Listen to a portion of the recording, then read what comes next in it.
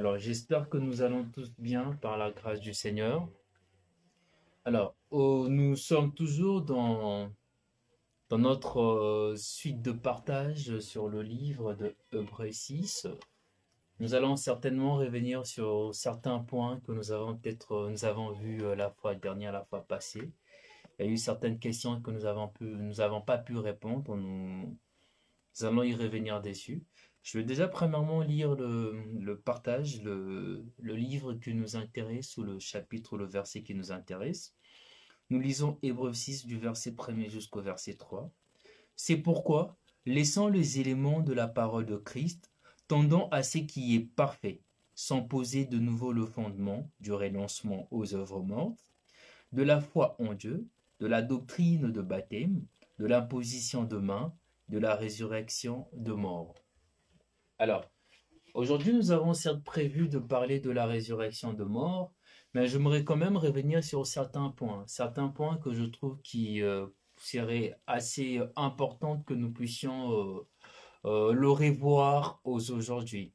À savoir, l'autre fois, nous avons parlé de la réception du Saint-Esprit par imposition de main, et nous restons sur ce qui est écrit, dans le sens où que le bien-aimé dans le livre des Actes des Apôtres 8, si je ne me trompe pas, que je veux lire, c'est l'histoire, nous connaissons tous l'histoire de Simon le magicien. Je vais lire le livre des Apôtres 8, nous allons prendre le verset 5 jusqu'au verset, jusqu'au verset 16. Nous lisons. Philippe étant descendu dans la ville de Samarie, retenons cela, le bien-aimé Philippe est descendu dans la ville de Samarie. Il prêcha le Christ. Le foule tout entière était attentive à ce que disait Philippe lorsqu'elles apprirent et virent le miracle qu'il faisait. Car des esprits impurs sortirent de plusieurs démoniaques en poussant de grands cris, et beaucoup de paralytiques et boiteux furent guéris. Il eut une grande joie dans cette ville. Il y avait auparavant dans la ville un homme nommé Simon, qui s'est donnant pour un personnage important, exerçait la magie et provoquait l'étonnement du peuple de la Samarie. Tous, depuis le plus petit jusqu'au plus grand, l'écoutaient attentivement et disaient, celui-ci est la puissance de Dieu, celle qui s'appelle la grande.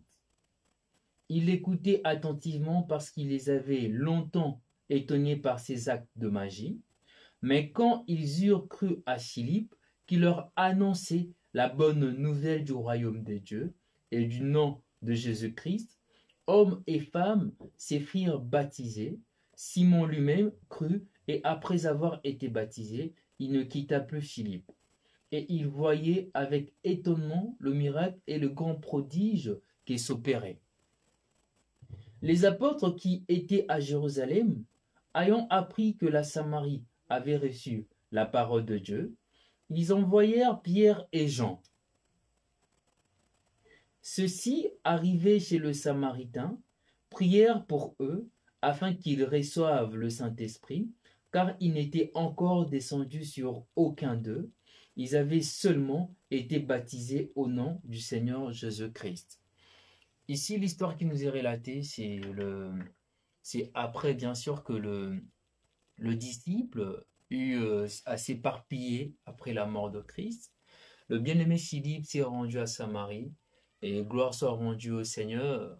Le Seigneur s'est saisi de ces moments afin que le bien-aimé Philippe puisse ramener aussi la bonne nouvelle à Samarie.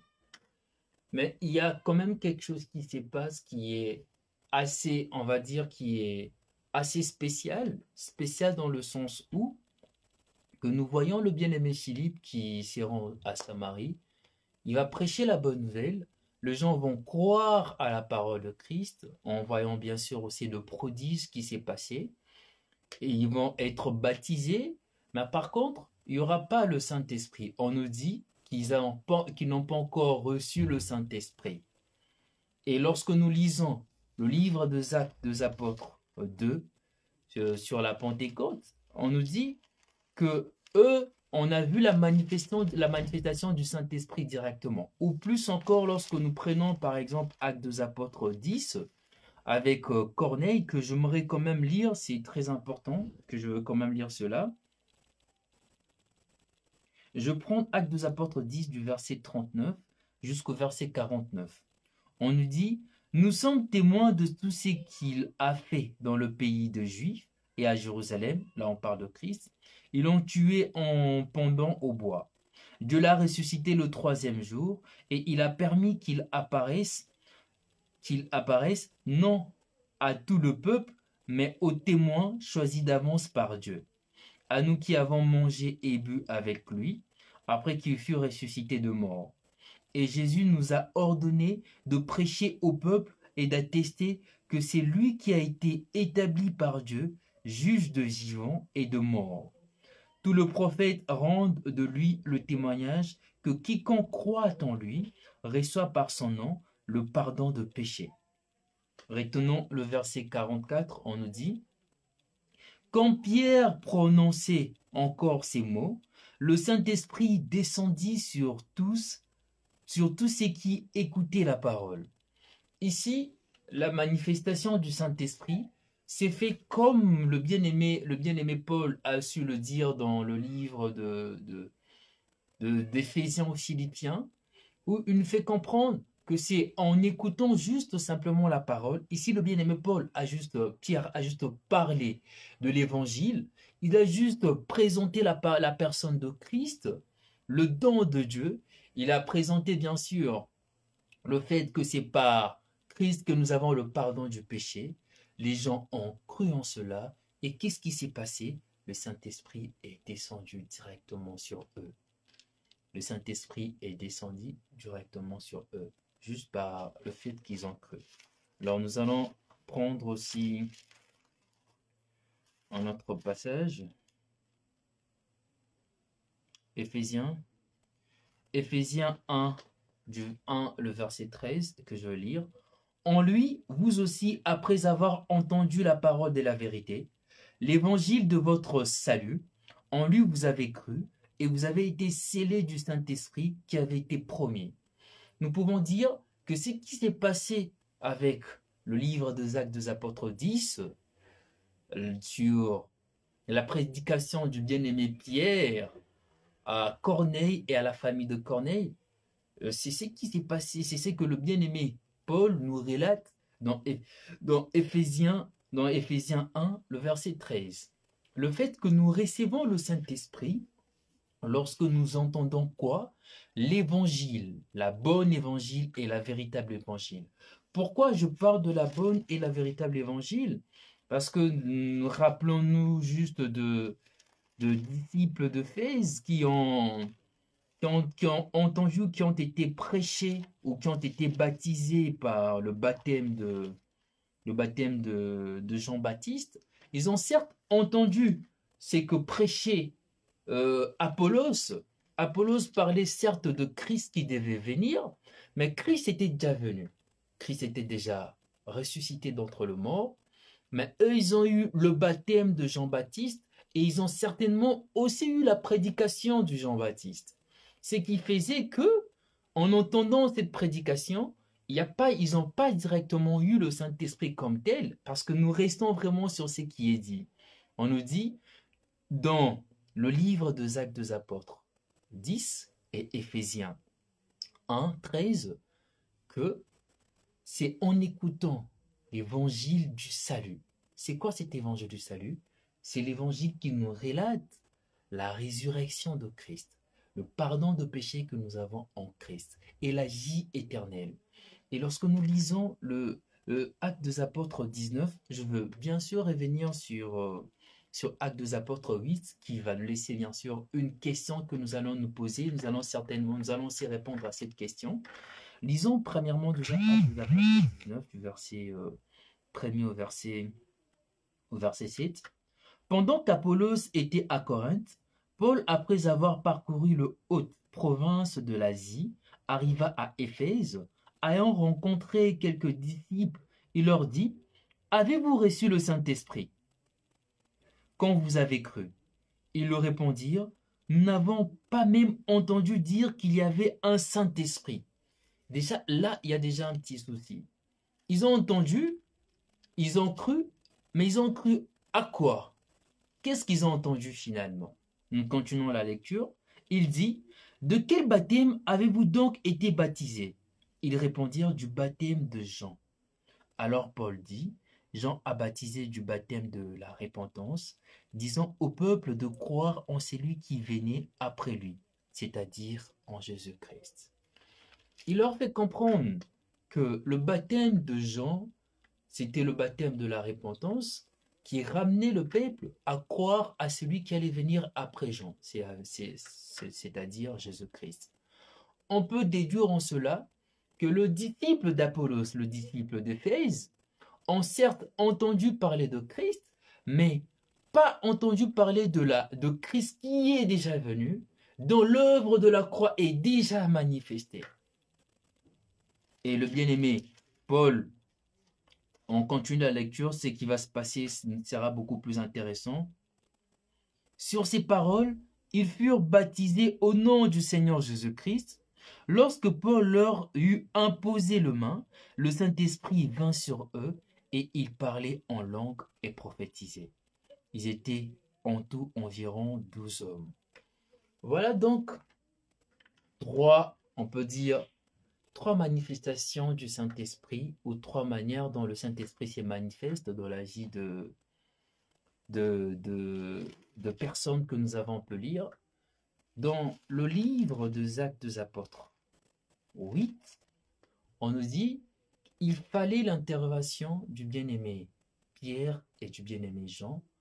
Il fallait qu'ils aient intervenu à Samarie avec l'imposition de main pour que ceux qui ont entendu, ceux qui ont été baptisés, reçoivent le Saint-Esprit. Ce que la parole nous dit dans le verset 16, car ils n'étaient encore descendus sur aucun d'eux, ils avaient seulement été baptisés au nom de Jésus-Christ. Mais pourquoi cela est différent de ce qui se passe dans ce que le bien-aimé Paul nous dit dans Éphésiens 1,13, ou encore de ce qui se passe dans le livre des Actes des Apôtres 10, par rapport à la famille de Corneille qui ont juste entendu la véritable parole, le véritable évangile, et ils ont juste cru, et ils ont été baptisés du Saint-Esprit. Mais pourquoi cela est assez compliqué? Cela n'est pas si compliqué que ça. Pourquoi je dis que cela n'est pas si compliqué que ça? Parce que premièrement, c'est la volonté du Seigneur. La volonté du Seigneur est que l'Église tout entière, l'Église qui est son corps, puisse rester sur un même plan d'égalité. Dans le sens où que l'Église puisse former véritablement un seul corps. Pourquoi j'en parle? Je prends beaucoup plus le cas de la Samarie. Le cas de la Samarie est un cas assez spécial. Pourquoi c'est spécial? Parce que déjà pour le lecteur de la Bible, on connaît tous en fait ce qui sont le Samaritain. Le Samaritain, on peut dire, sont de Juifs qui ont été déportés de Babylone, qui, eux, ont trouvé mieux de ne pas aller prier à Jérusalem, mais d'aller adorer à la montagne de Samarie. Nous pouvons voir cela dans la conversation de Christ avec la femme samaritaine, qui dira à Christ, nos peuples ont adoré sur cette montagne, le puits de Jacob, rappelons-nous, nos peuples ont adoré sur cette montagne. Pourquoi dites-vous donc que le lieu qu'il faut aller adorer, c'est à Jérusalem? Et la réponse de Christ était assez simple, que vous adorez ce que vous ne connaissez pas. Ici, ce qui se passe ici, c'est que le Seigneur voulait déjà résoudre un problème assez capital. Le problème capital qui s'est posé ici, c'était cette haine qu'il y avait entre le Samaritain et les Juifs. Cette haine nous est encore plus expliquée lorsque le Seigneur nous parlera du bon Samaritain. Nous connaissons tous la parabole du bon Samaritain, où le Seigneur va expliquer en long et à large, en prenant l'exemple d'un sacrificateur, en prenant l'exemple d'un lévite, qui, lorsqu'ils vont voir voir la personne qui était assise par terre, la personne qui était souffrante, la personne qui était battue presque à mort, vont simplement passer à côté de cette personne sans pourtant se préoccuper de la santé de cette personne. Et nous voyons un Samaritain qui passait, qui va prendre lui soin de cette personne. Le Seigneur a pris l'exemple du Samaritain pour vraiment montrer en fait le cœur de Juif, ce cœur qui était rempli de haine envers Samarie. Et les Samaritains aussi, ils avaient aussi de la haine envers le Juif. Nous, nous voyons cela, comme je peux le dire, dans la rencontre de Christ avec la femme samaritaine. Mais le Seigneur voulait déjà résoudre ses soucis. Pour résoudre ses soucis, le Seigneur voulait que le deux, que ce soit Samarie, que ce soit ceux de les chrétiens qui ont cru à la bonne nouvelle, ceux de la Samarie, et ceux qui ont reçu aussi le Saint-Esprit et le juif qui ont reçu le Saint-Esprit le jour de la Pentecôte puissent être et tous sur un même point d'égalité, dans le sens où l'unité devait se faire. Et cette unité-là devait se faire, le Seigneur a choisi le moyen pour réunir le deux en unité, en prenant ou en envoyant le bien-aimé, Pierre et Jean qui sont de colonnes de l'Église, afin qu'ils aillent imposer la main aux chrétiens qui ont cru à l'Évangile, aux Samaritains qui ont cru à l'Évangile, mais aussi en leur imposant la main pour qu'ils reçoivent le Saint-Esprit, mais aussi en leur montrant aussi qu'en Christ, il n'y a plus de Juifs, il n'y a plus de Grecs, il n'y a plus de Samarie. Parce que nous pouvons déduire que si cela s'est passé, si cela se passait sans qu'il y ait intervention de bien-aimés Pierre et Jean, on allait toujours voir cette inimité entre les Samaris et les Juifs. On allait voir un christianisme, un schisme divisé, un christianisme divisé, où les Samaritains allaient prendre leur part, puisque ils allaient dire que le Seigneur s'est aussi manifesté par eux en ayant le Saint-Esprit, sans qu'il y ait l'intervention de colonnes. Je parle bien sûr du bien-aimé Jean et du bien-aimé Pierre, ou encore le juif allait se réunir entre eux.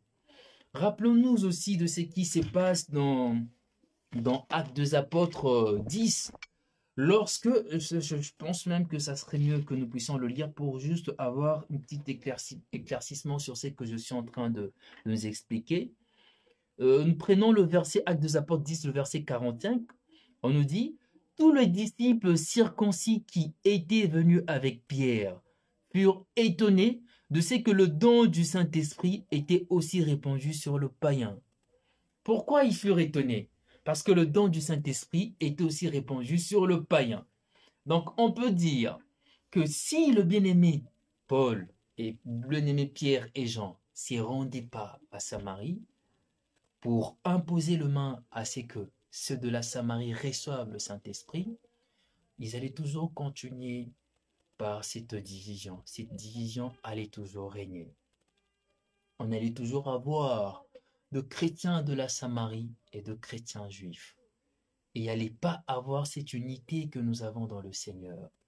Et gloire soit en Dieu Seigneur qui réunit, que ce soit de païens ou de juifs, qui fait de nous un seul corps et qui a voulu assez que le bien-aimé Pierre et le bien-aimé Jean s'y rendent à Samarie pour qu'ils puissent donner déjà, bien sûr, selon la conduite du Seigneur, qu'ils imposent le main et que ceux de la Samarie reçoivent le Saint-Esprit et en plus de cela, qu'ils reçoivent aussi toutes les bénédictions nécessaires. Toutes les bénédictions nécessaires. Oui, bien-aimés, ce dont nous sommes en train de parler, c'est un cas assez spécial. C'est un cas qui concerne la Samarie. C'est pas un cas à généraliser.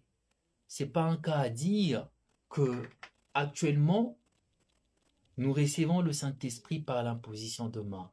Non, non. Nous ne pouvons pas dire cela parce que la Bible ne se contredit pas. La Bible s'explique par elle-même.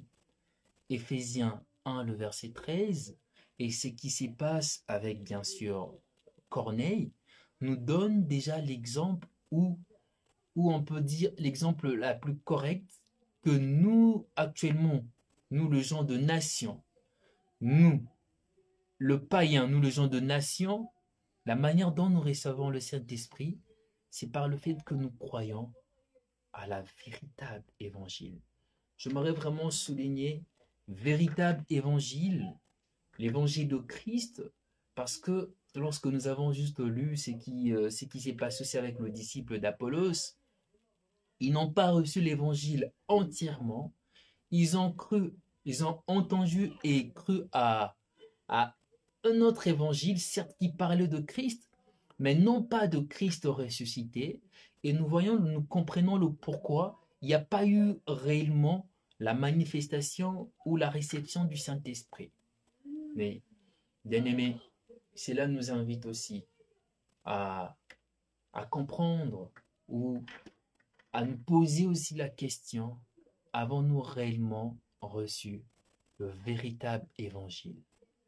Avons-nous réellement reçu le véritable évangile? C'est aussi une question que nous pourrions nous poser. Avons-nous réellement reçu le véritable évangile? Avons-nous réellement cru à la résurrection, à la mort et à la résurrection de Christ? Je voulais quand même que nous puissions revenir là-dessus parce qu'il y a quand même une très grande différence à faire entre la réception de dons, la réception de dons, dont le bien-aimé Paul parle lorsqu'il parle au bien-aimé Timothée, qu'il a eu le don par imposition de main et la réception du Saint-Esprit. Alors, nous avons bien sûr compris que ce qui s'est passé sur la Samarie était bien sûr un cas bien particulier. Cela devait se passer ainsi parce que le Seigneur voulait déjà résoudre le problème qu'il y avait entre Samarie et Jérusalem.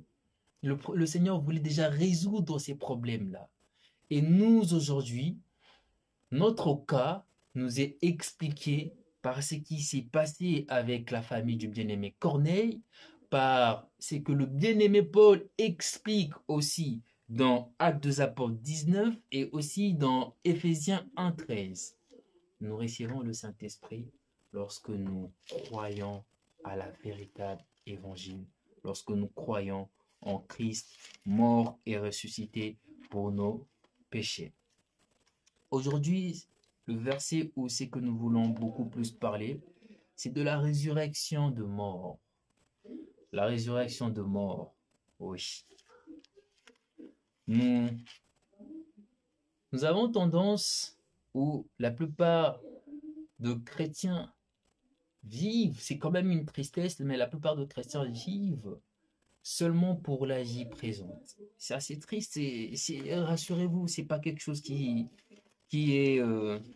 c'est pas une chose nouvelle comme telle, parce que le bien-aimé Paul en parle déjà, si je ne me trompe pas, c'est dans 1 Corinthiens 15, 19, où le bien-aimé Paul nous dit, si c'est dans cette vie seulement que nous espérons en Christ, nous sommes le plus malheureux de tous les hommes.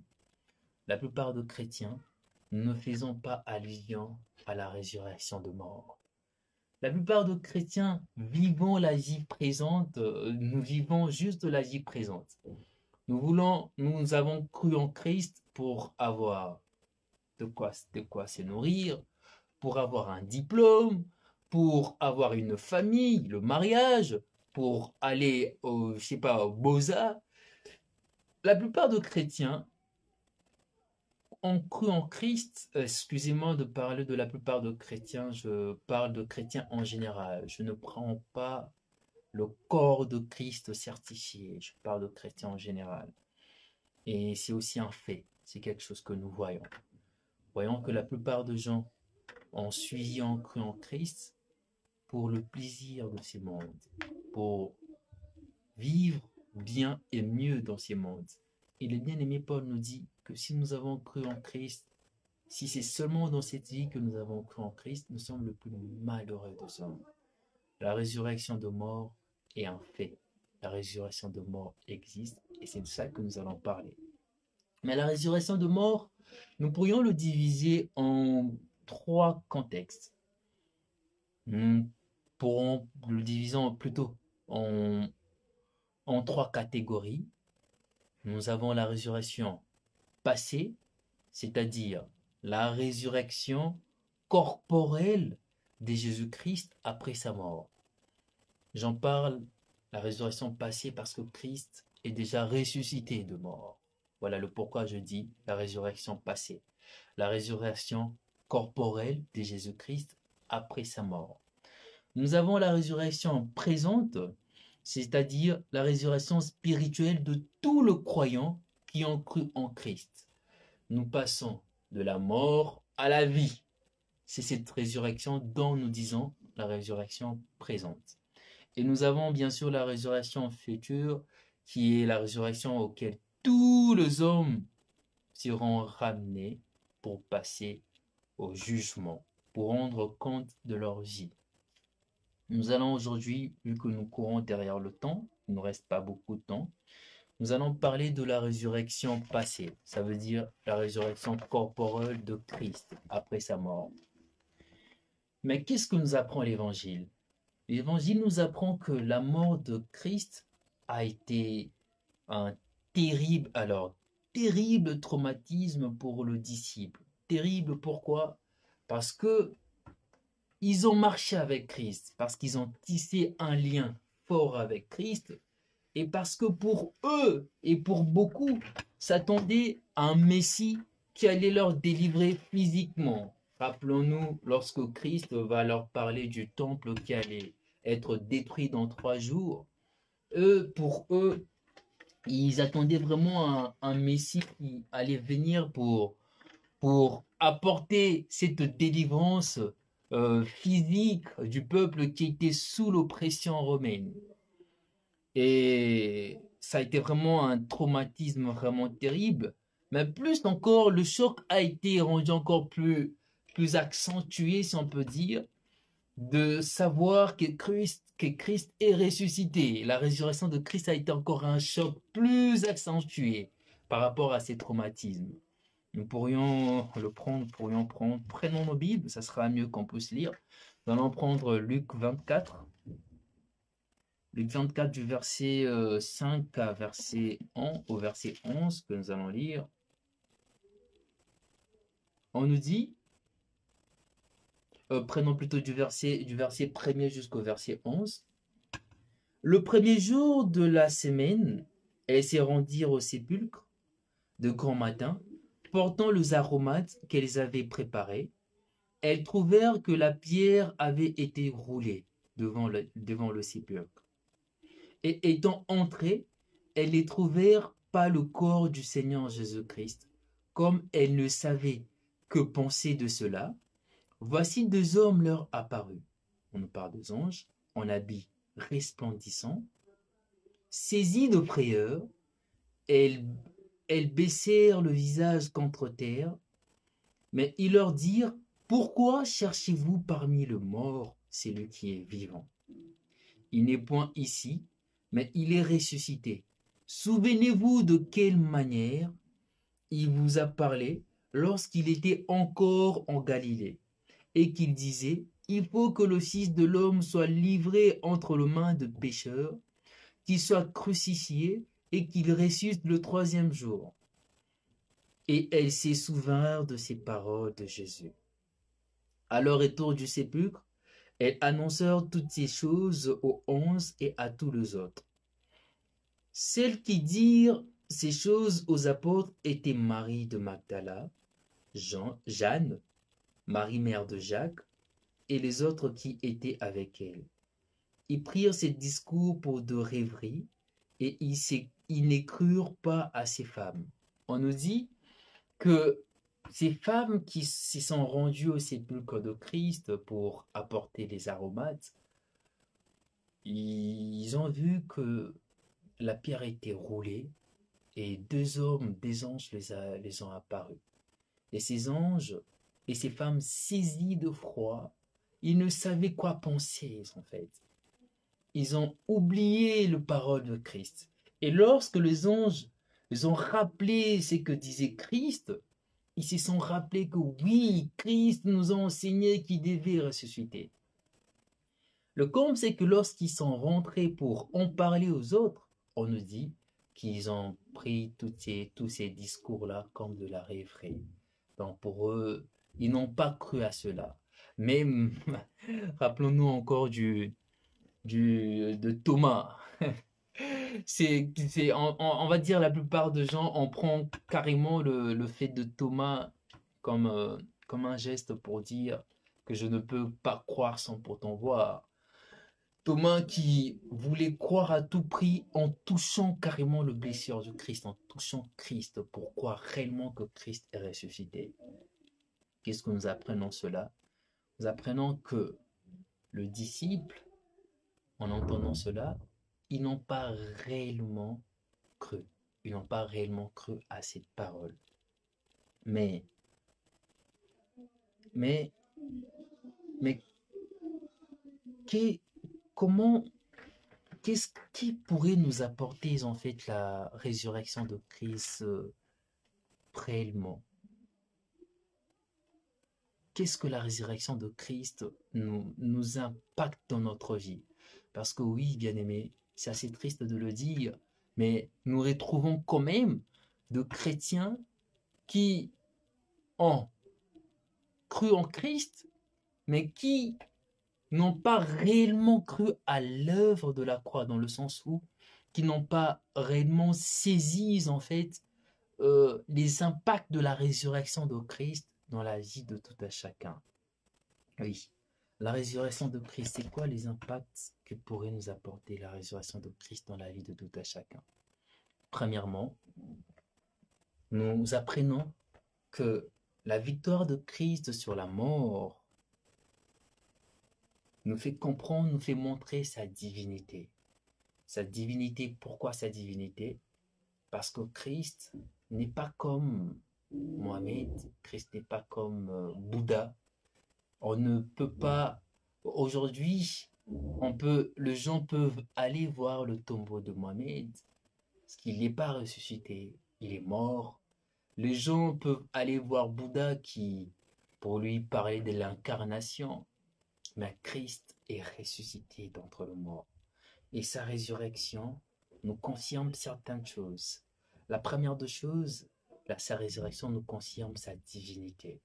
Nous prenons Romains 1,4.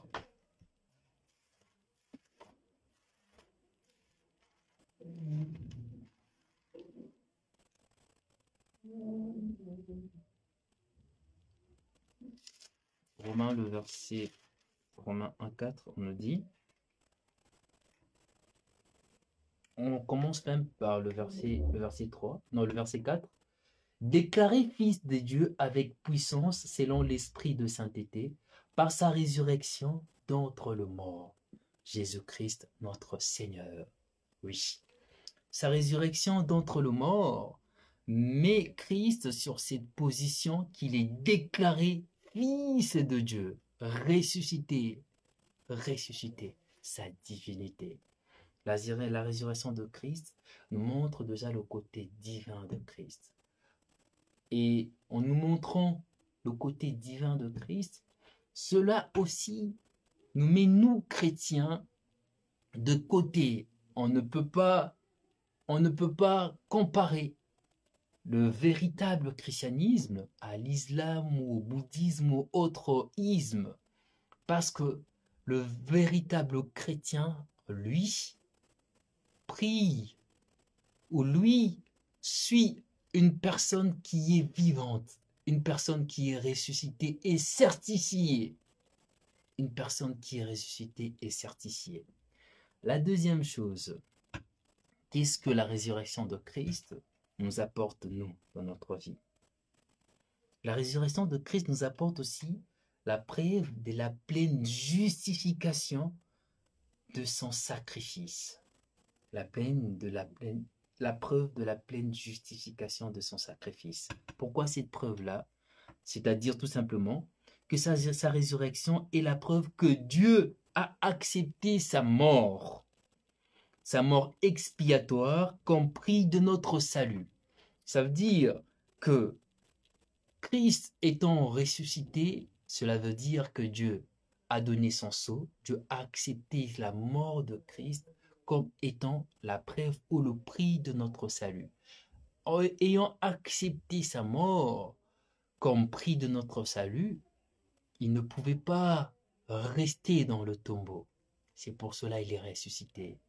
Aujourd'hui, nous sommes justifiés par Christ et Dieu accepte ces prix-là. Nous sommes cachés en Christ. Et lorsque Dieu regarde notre vie, Dieu voit Christ en nous. Dieu voit Christ en nous. La deuxième chose, oui, la preuve de la pleine justification, plutôt la preuve de la pleine suffisance de son sacrifice. Le salut de Christ nous suffit pleinement. C'est pour cela que Christ dit que tout est accompli. Tout est accompli. Tout est accompli en Christ. Son salut, sa résurrection nous suffit pleinement. Dieu a accepté le prix.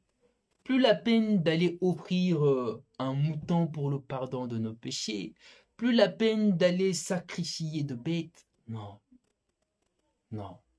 Dieu a accepté pleinement la mort de Christ. Dieu a accepté cet agneau qui s'est offert sur la croix. La troisième chose, c'est que la résurrection de Christ nous donne le droit légal pour notre justification. Nous voyons cela dans Romains 4. Romains 4, verset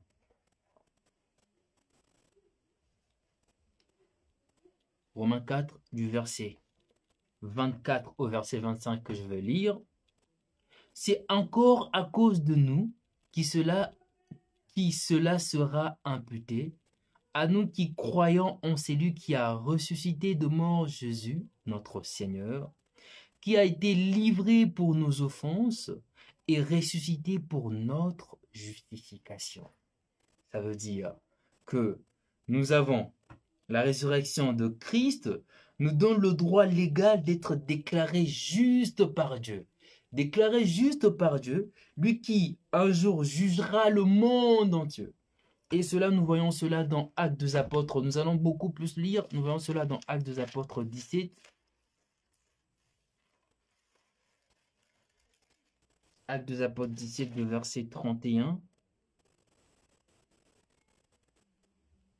Du verset 30 au verset 31, on nous dit « Dieu, sans tenir compte de temps d'ignorance, annonce maintenant à tous les hommes en tout lieu qu'ils ont à se repentir, parce qu'il a fixé un jour où il jugera le monde selon la justice par l'homme qu'il a désigné. C'est donc qu'il a donné à tous une preuve certaine en le ressuscitant de mort. Jésus-Christ. » Oui. La résurrection de Christ nous donne le droit légal pour notre justification. Nous sommes justes, justifiés par Christ, justifiés par le sang versé sur la croix, justifiés par Dieu. Oui, ça veut dire, lorsque Dieu va juger le monde, il regardera en nous chrétiens et nous sommes déclarés justes, nous ne serons pas ramenés à une condamnation. Non, parce qu'en Christ, nous sommes justifiés. Troisième chose, la résurrection de Christ. Troisième chose, c'est que nous voyons, plutôt quatrième chose, c'est que nous voyons la résurrection de Christ nous garantit de notre résurrection après la mort. La résurrection de Christ nous garantit de notre résurrection après la mort. Ça veut dire que nous n'aurons pas de pensée comme les Indiens, une secte hindoue qui penserait que l'homme revient après sa mort en vie, soit sous forme d'un animal, d'un cerf, une brebis, ou s'il a fait beaucoup de péchés, il reviendra comme un, comme un coyote ou comme une hyène. Non, nous ne croyons pas à l'incarnation. Que l'homme s'incarne sous forme de coyote, nous ne croyons pas à cela. Nous croyons à la résurrection. Et nous croyons que oui, que Christ étant ressuscité, nous avons la preuve que nous aussi, nous serons ressuscités. Et ressuscités, non pas avec un corps, avec ces corps impurs ou ces corps mortels, mais avec un corps glorieux. Nous pouvons voir cela, nous allons prendre Philippiens 3.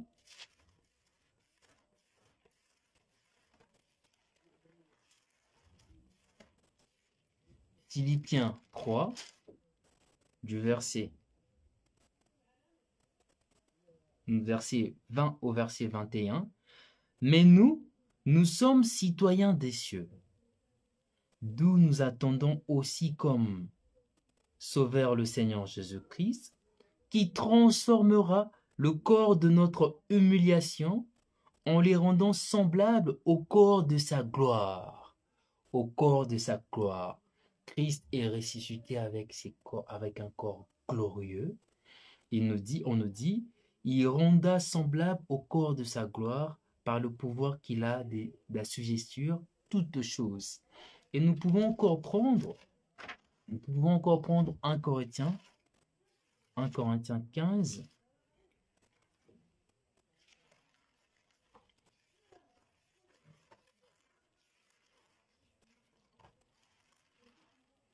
1 Corinthiens 15,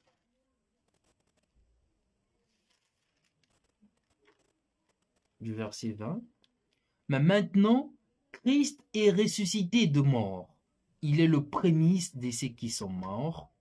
Car puisque la mort est venue par un homme, c'est aussi par un homme qu'est venue la résurrection de mort. Oui, en Christ, nous avons la preuve que nous ne mourrons pas, mais que nous serons ressuscités avec un corps glorifié, un corps glorieux. Nous avons cette preuve-là en Christ. Mais j'aimerais aussi que nous restons toujours dans 1 Corinthiens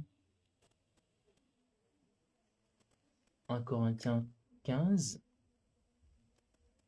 le verset 17, qui nous pose une question que nous pourrions y répondre tout à chacun. Le bien-aimé dit dans 1 Corinthiens 15, le verset 17, « Et si Christ n'est pas ressuscité, votre foi est vaine. Vous êtes encore dans vos péchés. » Oui. Nous voyons la place qu'occupe la résurrection de Christ dans notre vie. Une place primordiale. Et on nous dit que si Christ n'est pas ressuscité, ça veut dire, si nous ne croyons pas à la résurrection de Christ, le bien-aimé nous dit que notre foi est vaine, est vide, sans essence, sans force. Notre foi est vide. Il nous dit encore, vous êtes morts dans vos péchés. Vous êtes morts dans vos péchés. Alors, bien-aimé, quelle place occupe la résurrection de Christ dans ta vie? Quelle place occupe la résurrection de Christ dans ta vie? C'est une question que nous devons nous poser parce que oui, aujourd'hui, nous sommes quand même arrivés à un point où nous voyons beaucoup de chrétiens qui ne croient pas réellement à la résurrection de Christ, mais qui se disent que oui, ouais, il est peut-être ressuscité, qui se donnent encore certains doutes. Et nous comprenons le pourquoi dans la vie de ces chrétiens-là, il n'y a pas une régénération plus claire de l'homme intérieur. Et nous comprenons pourquoi dans la vie de ces chrétiens-là, il y a toujours en fait cette emprise du péché parce que tout simplement, la résurrection de Christ n'est pas manifeste dans leur vie. Bien-aimés, la résurrection de Christ prend une place primordiale dans notre vie. Si nous croyons réellement que Christ est ressuscité, cela nous invite aussi à marcher ainsi. À marcher, premièrement, tout en mettant en tête que nous ne pouvons pas seulement vivre pour cette vie, parce qu'il y aura un jour que nous serons tous appelés. Deuxièmement, à nous mettre aussi en tête que nous sommes justifiés de nos fautes, justifiés de nos péchés, parce que Christ étant ressuscité, nous a justifiés. Troisièmement, que oui, que Christ est assis à la droite du Père, étant divinement élevé, glorifié, il intercède pour nous et que nous avons notre pleine conscience en lui qui est ressuscité de mort. En lui qui est ressuscité de mort. Bien-aimés, ne négligeons pas la place de la résurrection de Christ dans notre vie, car ça prend vraiment une place assez importante, très importante dans notre vie. Christ est ressuscité, ça veut dire que oui, serons nous aussi. Ça veut dire que la mort a été vaincue. Nous avons vaincu la mort. Ça veut dire nous avons vaincu le péché. Ça veut dire nous avons vaincu le monde. Ça veut dire que nous aussi, nous serons ressuscités, ressuscités et glorifiés. Nous aurons aussi le corps glorifié. Nous aurons ces corps, le corps glorifié de Christ, comme Christ. Bien-aimés, prenons vraiment cela au sérieux. Ne négligeons pas la place de la résurrection de Christ dans notre vie. Et si dans notre marche, si en nous, nous avons cru à un évangile, à cet évangile qui, jusqu'à présent pour nous, c'était juste cet évangile qui pourrait nous apporter toutes les choses de ces mondes et que nous n'avons pas d'espérance pour une vie éternelle future, bien-aimé, il est temps. Il est temps de rebrousser chemin. Il est temps de revenir à la véritable évangile. Cet véritable évangile qui est certifié par ce que je veux lire, et je pense que je vais peut-être m'arrêter là au cas où il y aura de questions. Cet véritable évangile qui est certifié par quoi? Parce que le bien-aimé Paul nous dit encore dans 1 Corinthiens 15, du verset 1er jusqu'au verset 4, il nous dit: je vous rappelle, frères, l'évangile que je vous ai annoncé, que vous avez reçu, dans lequel que vous avez persévéré et par lequel vous êtes sauvés, si vous le retenez dans le terme où je vous l'ai annoncé, autrement vous aurez cru en vain. Dans quel terme qu'il a annoncé cet évangile? Il nous dit: je vous ai enseigné avant tout, comme je l'avais aussi reçu, que Christ est mort pour nos péchés, selon les Écritures, certifié par les Écritures. Il a été enseveli et il est ressuscité le troisième jour, selon les Écritures.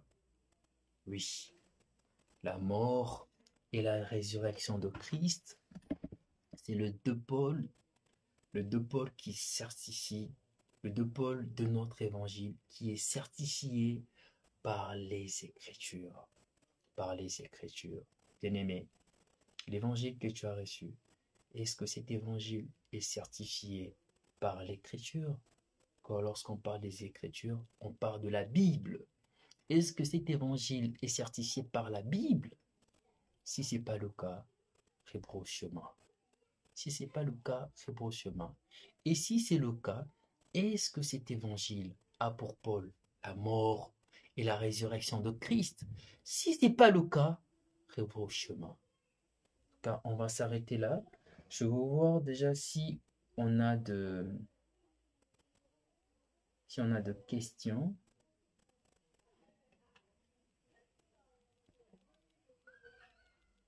Je vais voir s'il y a de questions.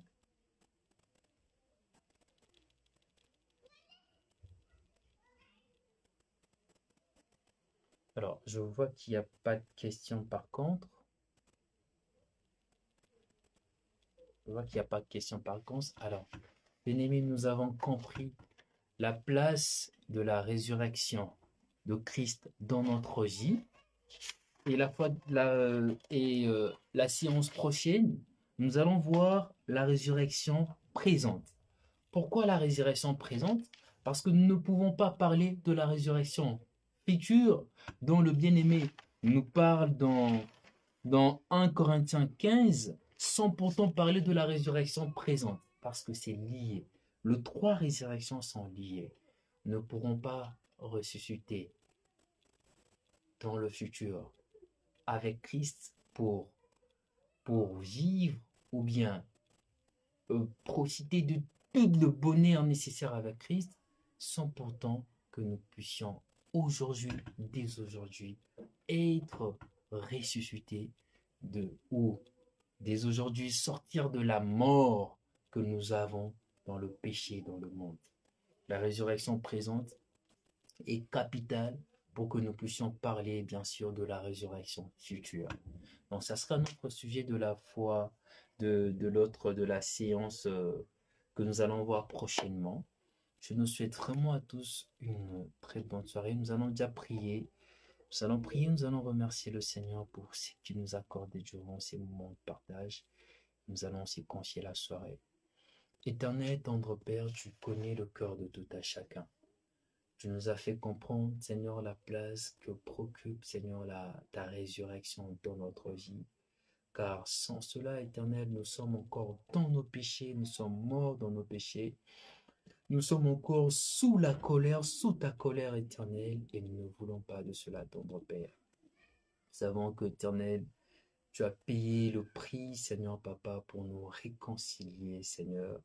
Tu nous as justifiés, Éternel. Tu nous as purifiés, lavés de nos péchés par ta mort et par ta résurrection, Éternel. Que gloire et louange te soient rendues, Éternel. Nous te prions pour tous nos bien-aimés, tendre Père, que cette vérité, Seigneur, de ta mort et de ta résurrection, Éternel, puisse être scellée dans leur cœur, Éternel, et qui se considèrent comme étant justifiés, tendre Père, oui, justifiés, tendre Père. Que l'honneur et louange te soient rendus par le nom puissant de Jésus-Christ que nous avons ainsi prié.